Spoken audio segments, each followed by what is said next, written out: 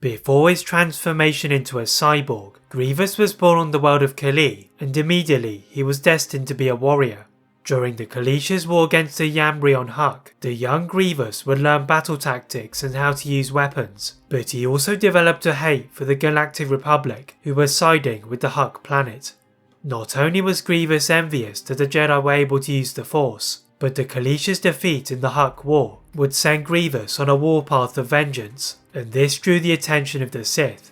The combined hate for the Jedi and skills as a warrior made Grievous a perfect tool for the Sith in their orchestrated war, and once Grievous started to work for the Intergalactic Banking Clan, the Sith saw Grievous as a subject for their experiments. Having agreed to become a cyborg, Dooku decided to enhance some of his hate for the Jedi and confirm his loyalty to their cause, so deliberately shot down Grievous's ship. Once the Kaleesh awoke, he was suspended in a bacta tank and healing from severe injuries. He was told that the Jedi had been responsible for the attempt on his life. Grievous would spend the rest of his life pursuing both the Jedi who had destroyed his home planet and those responsible for his crash, with Dooku even going as far as modifying his memory. But what if General Grievous learned the truth of his past? Would his loyalties to the Sith change, or would his hate grow stronger? Aboard a Republic light cruiser, General Grievous had been set the task of retrieving a number of High Republic artifacts, and as he looked at the clone checkbox sorting the inventory, he did what he had been created to do.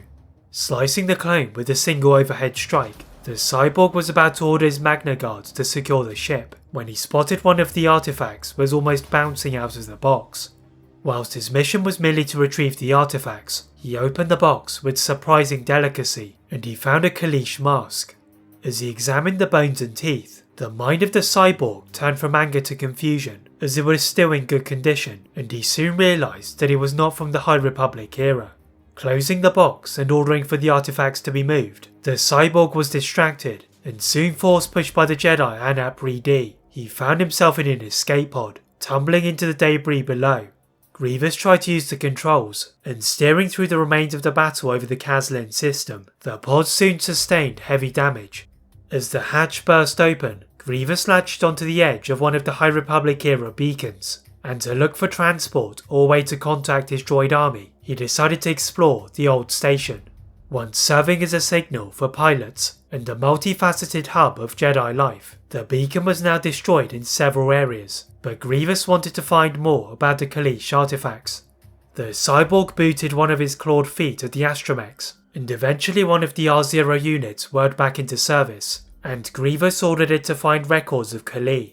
After several minutes, Grievous was looking at records of the Kaleesh-Huk War, which were automatically updated by the Jedi's database, and he felt pride at the Jedi referring to him as a threat. But what angered him was the omission of the crash caused by the Jedi.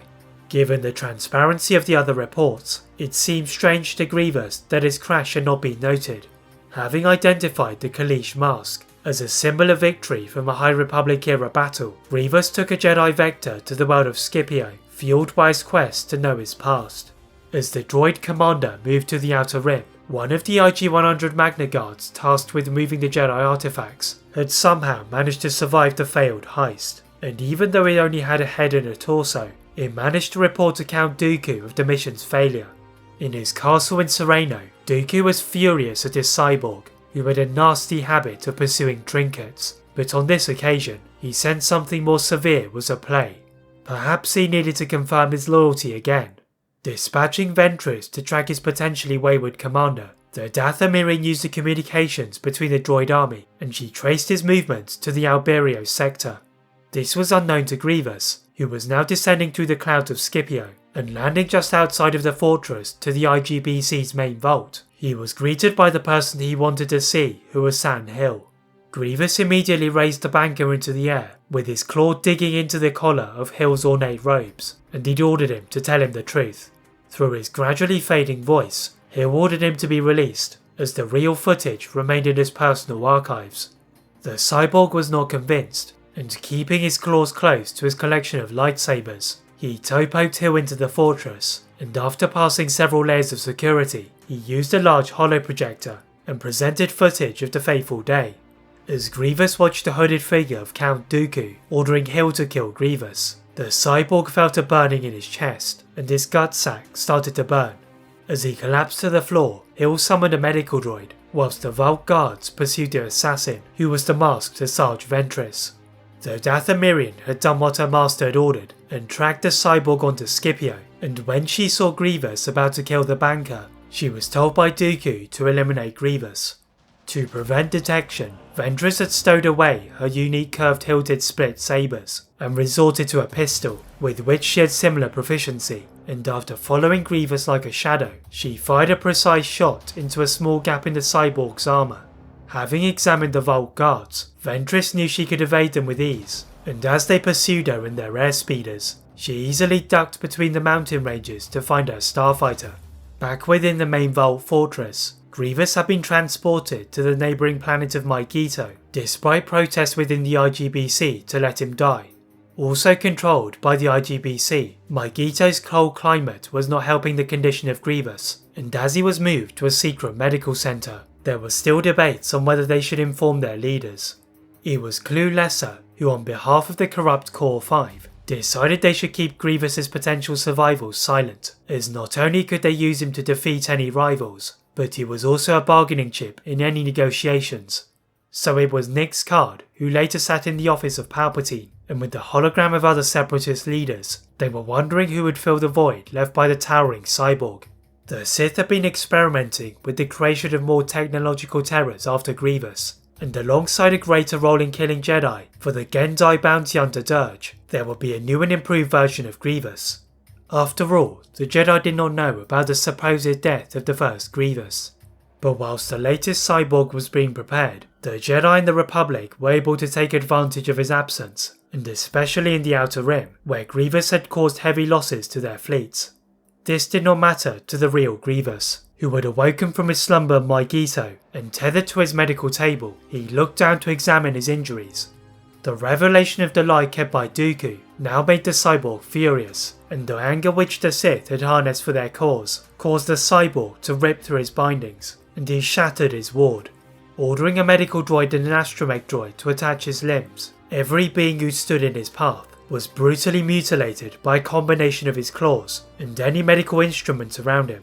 After retrieving his lightsabers from the head office, Grievous stomped out of the building, and before the leaders of the IGBC could examine the damage, Grievous had already left in a stationed Nemoidian escort shuttle. The cyborg knew that he was not ready to face his traitorous master, but having access to transmissions aboard his shuttle, he discovered the IGBC were planning to use him against their enemies. This was a revelation that could work in his favour, but for now, he planned to exact immediate revenge on Sarge Ventress, who was the one who had just threatened his life. Instead of eliminating her, he first wanted to inflict pain on her sacred Night Sisters, and he still had control of many of the droids in the Outer Rim. Whilst Grievous recalibrated as many droids as he could, the deaths of doctors and scientists on Maigito had not gone unnoticed by the citizens and leaders of Maigito. When Clue Lesser arrived at the scene of the massacre, the spokesperson for the IGBC knew exactly who had done this, but they had to cover it up to protect their prized asset. So it was news of a freak accident at the medical facility that soon spread to Nix Card and some members of the Senate, but this was suspicious to the Jedi. Though Maigito was in separatist territory, the Jedi debated whether or not to intervene, considering the massacre of the civilians, and they ultimately decided to dispatch Ki-Adi-Mundi and Mace Windu to infiltrate the planet.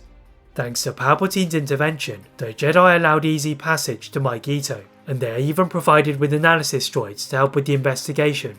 Once the two Jedi arrive at the entrance to the medical complex, the erratic scorch marks and grazes on the walls, the ceilings and the floors were much too familiar to the Jedi, but why had this been disguised as an accident? Ki-Adi-Mundi thought the answer was obvious, and the General Grievous had shown his displeasure during an operation, but Mace Windu was unsure, and he sensed a shatter point when he examined one of the beds.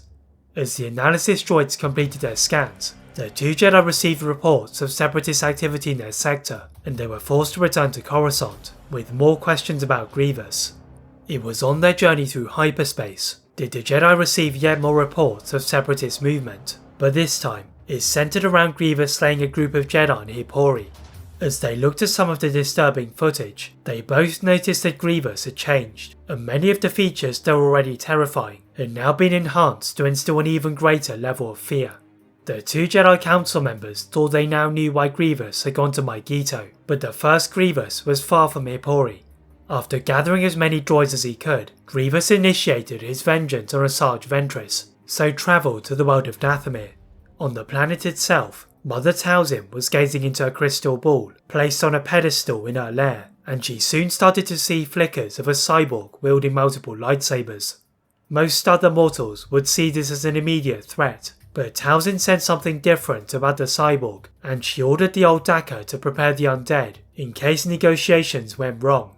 Two senior Night Sister warriors were ordered to greet the cyborg, and when he arrived in his Providence-class dreadnought, they quickly transmitted a holographic recording of Talzin through the subspace transceiver on their Genevex-class starfighter. Grievous instructed his T-Series tactical droids to await his orders, whilst he discussed matters with Talzin, and when he landed his starfighter, he stomped towards the clan leader with his arms behind his back. As his limbs twitched in anticipation and anger, Talzin could sense Grievous's emotions beneath his robotic exterior, and they were of hate, betrayal and revenge. The Night Sister offered to provide him with the power he desired, in return for protection of their clan, and with his now enemy becoming Dooku and the Jedi, he decided to accept his truce. Talzin's slightly gnarled index finger placed Grievous into a trance, and even though he was barely a Kaleesh, she instructed her witches to cast their magics onto his skeleton. Talzin then proceeded to lead the chants to begin the ritual, and very slowly yet visibly, Grievous's limbs and torso started to strengthen and his mind became even sharper. When he awoke from his trance, his eyes were now glowing, and as he flexed his claws, he could feel his power growing, and he felt better prepared to avenge his crash. But for all of his own intentions, he was now somewhat under the control of Night Sister magics, and Talzin wanted him to go after the one who had stole her child, the one known as Darth Sidious. Grievous barely knew about Darth Sidious, and had only seen and taken orders from him through holographic recordings, but Dooku's fear and reverence of him made the cyborg reluctant to go after him without the assistance of the Night Sisters. Talzin was aware of the power of Sidious, as he had once offered to combine his knowledge of the dark side with the magics of the Night Sisters, so she asked Grievous to find out more about the Sith Lord. Grievous was not used to missions of espionage or subtlety, but still with access to much of the Separatist database, he endeavoured to use this to locate Sidious. Returning to his old fortress on the third moon of Vasek, Grievous found that his traps had not been activated by any visitors, and even his medical droid EVA-4D was still guarding the fortress, so he decided to access his communication area. Searching for any transmissions mentioning Sidious, Grievous rarely heard any mentions of the name, apart from his role as Dooku's master, but during some of his old training sessions, Talzin's taken son Maul was a commonly referenced name. The records showed that Maul had died a decade ago on Naboo, slain by the hand of the Jedi who had recently become a nuisance, who was named Obi-Wan Kenobi. When Grievous returned to Dathomir, Talzin revealed that she knew of Maul's survival, but had been unable to locate him, so she gave Grievous a magic-imbued talisman to search for the Zabrak. As Grievous scouted the Outer Rim, Grievous's recent visit to his old fortress had not gone unnoticed, as Count Dooku had discovered the now barren stronghold. Having planned to restore the building for his second version of Grievous, the Sith was surprised to find someone had defeated the traps, and the lack of any fight showed the intruder was someone who knew the fortress. After the security footage failed to reveal the identity of the intruder, Dooku ordered the engineers to double the defences, whilst he began to track the well-beloved 22 starfighter last owned by Grievous. Though he could deploy ring-neck reconnaissance droids, the pilot continued to elude him, and now both the Jedi and the Sith were solving a mystery, with the third enemy soon joining the war.